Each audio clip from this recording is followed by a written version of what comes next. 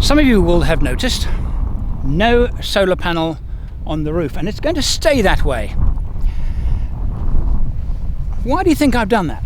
There's a very specific reason why I have not put a solar panel on there. Established in 1996, 4xOverland is the world's first global overland expedition channel. Join us as we explore the world by four-wheel drive. One of the reasons why I might not is added weight. But that's not the reason why. I'm not, because think about this now. We're on a cloudy day, so it's not the best day to demonstrate this, but the sun is up there. All right, and the sun during the day has traveled all the way over like that, and we are facing kind of northerly direction like that. All right, so that's the sun. So with the angle, can you see the angle I've got there? The sun, as I'm parked there, I will get good charge when the sun is from there to about there. Then very poor. Once the sun is where it is now, about there, very poor, very oblique. All right, so to get the most out of the panel, if I'm relying on it, I have to move the car. But I don't want to move the car because I've got a wind coming from this way, so I am now sheltered here in the lee of the wind. So if I turn it around, I'm going to expose myself to the wind. And I don't want to keep having to move the vehicle around to point it to get optimum sun. But what happens if I was parked this way and I had a wind completely different? I would get no sun at any time during the day with that angle, zero. So I use solar blankets, because in a solar blanket I will get, I'll move it a bit further away from the car for the morning sun, but I will get sunlight all day, no matter its angle. Yes, it is not angled, so I will never get optimum, but I will get a charge current coming from that panel the entire day.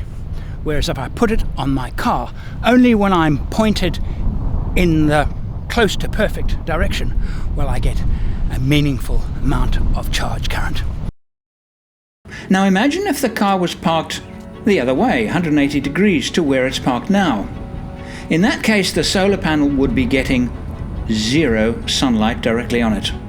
Even obliquely on it, I would be forced to turn the vehicle and live with the wind.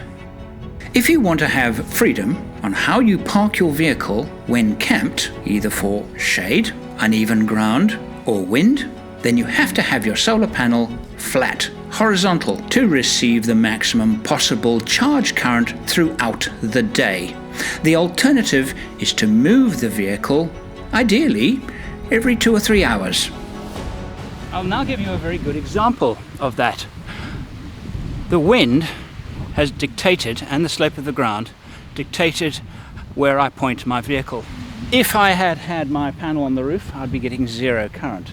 In fact, I would be getting zero current until the sun is doing this, until about 4 o'clock in the afternoon. I would be getting virtually no current at all generated by a panel if it had been fixed.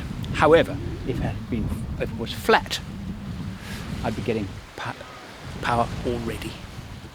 A horizontal panel will also be more effective on heavily overcast days. So that is one example of, I don't know, dozens, hundreds, of lessons that we teach in the overlandworkshop.com. There are individual courses.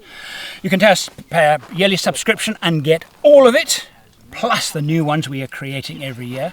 Or if there's a particular thing that you're looking to learn, you can just purchase the individual courses. That's overlandworkshop.com. The conclusion, therefore, is if you are mounting a solar panel permanently on a vehicle, do not put it on a slope. Make it flat.